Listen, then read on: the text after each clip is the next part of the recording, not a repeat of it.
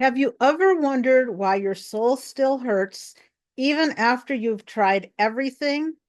Therapy, prayer, self-help books, medications, and yet something inside you still feels tired, heavy, or disconnected. I'm Reverend Teresa Heipel, and I created the Great Soul Awakening because healing is not just emotional, mental, or physical. Healing is spiritual. Your soul carries experiences your mind cannot always name and your body cannot always hold. This program exists to help you understand why you may feel tired of your daily life, why you may even feel disconnected from yourself, why you sense that something is missing even when everything looks awesomely wonderful on the outside. Your soul is not broken, it is calling. Today, I want you to discover 3 things. Number 1, why your soul hurts the way it does. Number 2, why so many people never truly heal, even with therapy, prayer, or medication. Number 3, how awakening your soul can bring back peace, clarity, joy, and purpose, no matter your age or your past. I don't teach what I haven't lived. I hold a Master of Divinity. I've had years of pastoral counseling experience, and I have studied shamanic energy healing as well as Reiki. But more importantly, I have walked this path myself. I know what it means to carry pain silently. I know what it means to heal at the soul level. Let me ask you something. Do you wake up feeling heavy? Do you long to heal, but you don't know how? Do you carry old hurts, resentments, sadness, or grief? Do you feel like life is missing something fundamental? These are not personality flaws. These are soul signals. And that is where I come in. The Great Soul Awakening program and I are going to help you discover why you are struggling, uncover why don't you feel fulfilled. We're going to support you in creating a path to peace, clarity, joy, and purpose. There are 3 secrets to awakening your soul. Secret number 1, it is common to be stuck. Number 2, why people don't change. Number 3, why should you change now? And we will continue this discussion throughout this presentation. Secret number 1, the state of the soul. You are not stuck because you are weak. You are stuck because your soul was wounded. It is common to be stuck. When Elena was young, her household always felt tense. Her father never hit anyone, but his words cut just as deeply. He belittled her mother, controlled every decision, and made Elena feel like she was walking on eggshells. Elena didn't think anything was wrong. She assumed all families were like this. As she grew older, she found herself in relationships where partners spoke harshly, criticized her, or withdrew affection when she didn't comply. It felt familiar. It felt like home. It wasn't until a close friend gently asked, "Do you know that love doesn't feel like fear?" that something inside of her shifted. It took time, but Elena began to learn that love should feel safe, supportive, and respectful. She realized the patterns she considered normal were actually wounds asking to be healed. Her healing began not with blame, but with awareness. Elena's awareness was the start of her reclaiming her confidence. Toxic relationships can shape how we understand love, trust, and self-worth. When someone grows up surrounded by abuse, whether physical, emotional, or psychological, that environment becomes their baseline. Familiar does not necessarily mean healthy. Elena's soul had been wounded so young that dysfunction felt normal to her. How many of us have carried wounds we've carried so long, we think that they're just part of us? Abuse that leaves no bruises can still leave deep scars. It often appears later in life through people pleasing, difficulty setting boundaries, accepting disrespect, fear of speaking up, believing that love must be earned. Recognizing these patterns is the first step. Healing does not mean blaming ourselves or others. It means telling the truth about what happened and choosing something better. Do you see how that works? Maybe you didn't have an abusive father, but think, Did you grow up with a certain hurt that you now see replaying in your adult life? I am stuck because of X. Use this simple practice to notice whether a relationship, past or present, supports your well-being. First of all, what am I feeling? Identify emotions in your body: tightness, anxiety, fear, heaviness, numbness, peace. What happened? Describe the event without judgment. What was said or done? The last question is, what does this remind me of? Ask if the feeling or dynamic is familiar from childhood or past relationships. This helps connect present reactions to old patterns. With that awareness, you can begin choosing new responses, like setting boundaries, seeking support, or stepping away. Awareness is not the end of healing, it is the doorway to it. Elena's story didn't end there. Once she realized her soul was wounded, she was able to start healing it, just like you can. If you resonate with Elena's story, nod your head. This is part of the Great Soul Awakening process, to find your light bulb turning on, so to say, to realize that awareness is the doorway to healing. As your spiritual teacher, I would guide you to your own Great Soul Awakening. Grief and loss. When Daniel's youngest daughter left for college, he felt proud. He had raised strong, capable children who were ready for the world. The house grew quieter, and for the first time in years, his evenings were still. At first, he enjoyed the peace, but then an unexpected sadness set in. He missed the laughter in the hallway, the backpacks by the door, the nightly dinners, even the chaos. He wondered, why am I grieving? No one died. He tried to brush the feeling aside, telling himself he should be happy. But the emptiness surprised him. One night at dinner with friends, he finally shared what he'd been feeling. Friend gently said, "You're grieving a chapter that mattered." Daniel realized that grief was not only about losing a person, it's about losing anything that once held meaning: a home, a job, a routine, a role, or even a dream. And just like any loss, it deserves to be felt. Grief is not one size fits all. It is a natural emotional response to losing something that mattered. We often reserve grief for the death of loved ones, but many life changes carry their own kind of loss. The death of someone close, losing a job, a relationship ending, moving away from home, empty nest, a loss of identity or purpose. Each of these creates a shift, a place where something familiar is gone. Some losses feel deeper than others. The death of a loved one lands differently than the loss of a job. Both matter, but the emotional layers are not the same. Still, all grief asks to be felt. When we ignore it, we disconnect from a piece of ourselves.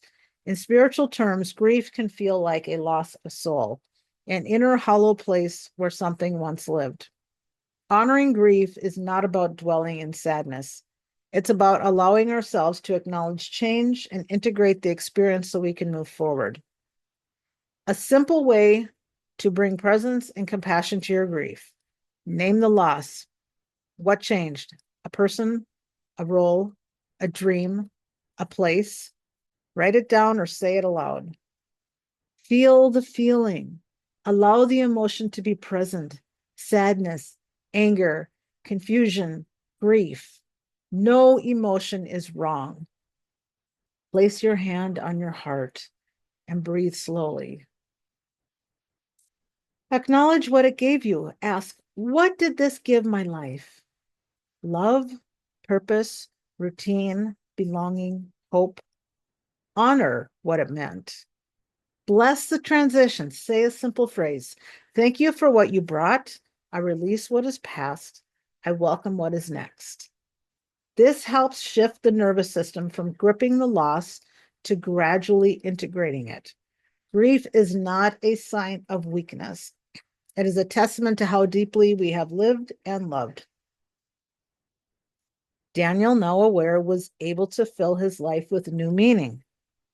Does any of that hit home for you? Maybe you're picturing that piece of yourself that got left behind in a bad relationship or when you lost someone.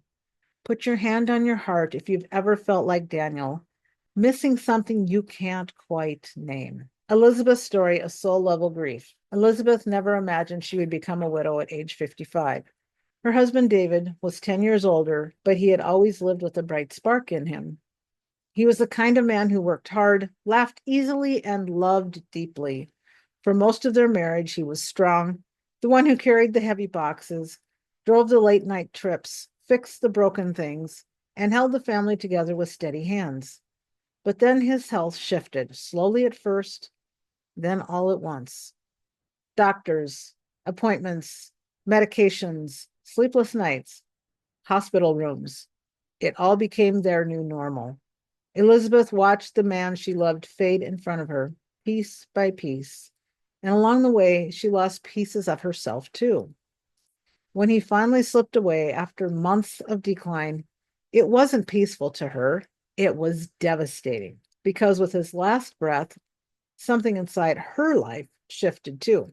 Elizabeth's grief was not just about losing her husband. She was grieving what was, their shared history, the quiet moments, the routines, what might have been, the retirement trips they talked about, the grandchildren he'll never meet, the milestones he will miss, holidays, birthdays, anniversaries, the stability he brought, emotional, financial, practical, the partnership they had built, one that took decades to form. Every morning she woke up, there was a moment, just a breath, where she forgot he was gone.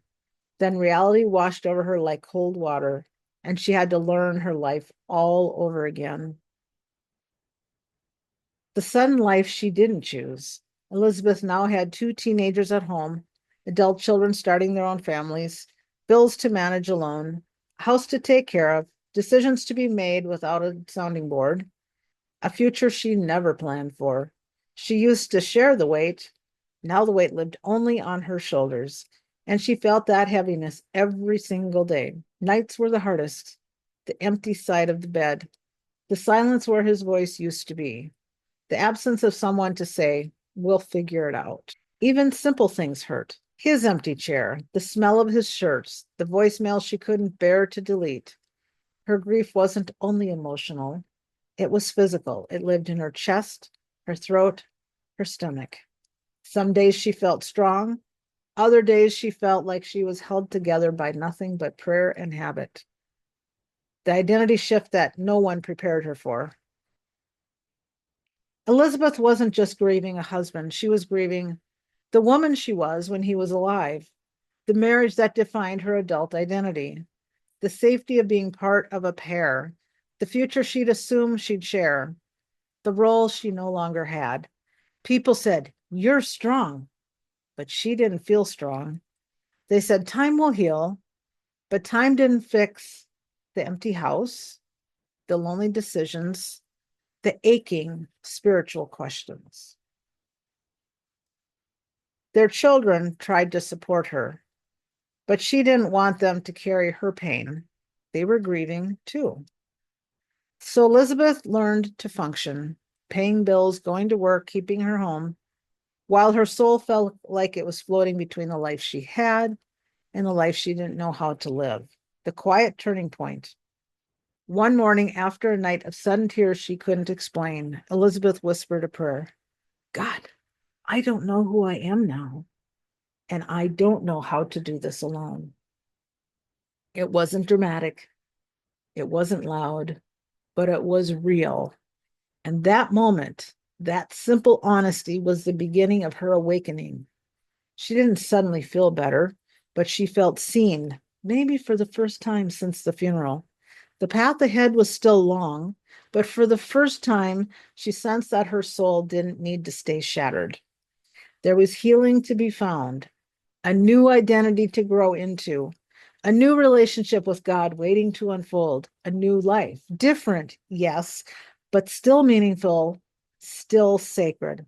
Elizabeth's story is the story of so many women carrying grief, carrying life, carrying everything alone, and yet still holding a spark inside them, a quiet longing to feel whole again. You did not choose the wounds, but you can choose the healing. This is the great soul awakening, moving from inherited belief to embodied knowing. You are going to be very excited about how the great soul awakening can transform your life permanently. Possible soul wounds, addiction. We all seem to know someone who's addicted to something. Betrayal, divorce. Many of us have been through divorce or know someone who's been through divorce. Spiritual crisis. You may have had a loss. You're like, who am I now? I was married and now I'm single. Or I was in a relationship and now I'm not. Loss of identity. Some of you are retired. Some of you have lost a job and you're trying to figure out, who are you? Because your job identified who you were. Health challenges. You could have had them when you were young and totally healed of them and good to go, or you could be having a lot of them as you're getting older, or you could be in perfect health, which would be awesome. Caregiving, whether you are the one needing care or you are the one giving care. Many of us are older. I'm 60 now, and I didn't have to take care of my parents, luckily, but my dad took care of my mother, and my dad was doing okay until the last couple months before he died. So there was some caregiving there, but it wasn't like having to find home health nurses all the time, which was wonderful. At some point, I may need some caregiving. I have no children and I have no grandchildren, so I have no idea where that's going to leave me. But I'm not going to be concerned about it. I'm going to keep living life the way God has me. Aging transitions.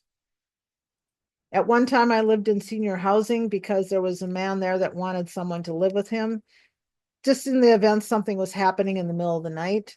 And so I was there for 3 years, and I saw people moving in and moving out of senior living apartments. These were all independent care. You're on your own. There was no step down facility. So some people are grieving the loss of moving from the home that you have lived in for so many years. And now you're transitioning because your kids are grown up, your grandkids are basically grown up. You don't have people coming to your house all the time. You don't want to take care of the house. It's valid, but you're trying to decide what you need to do next. Are you stepping down to a townhouse where you don't have to take care of any lawn work or snow work? Are you going into a condo? Are you going into independent senior living?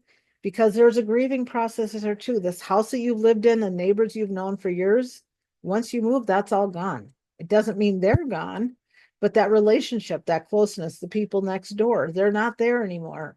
Now you have to make extra special arrangements to get together with them where it might have just been way more spontaneous. And so there's a lot of things to be thinking about aging transitions. Secret number 2, why we don't heal. We were never taught how to heal the soul. How many of you have heard, just pull up your bootstraps and keep going? That's not healing. That is so not healing.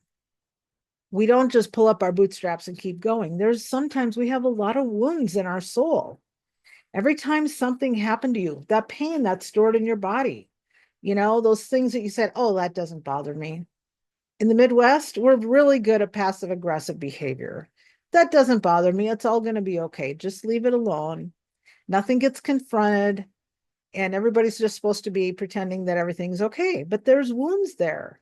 Every time you have a little wound, it's like a little hole in your soul. And so pretty soon we're all full of holes and we don't know why. Your soul speaks through your body. Where is your pain located? Because every body part has an emotion attached with it. And you can Google that up.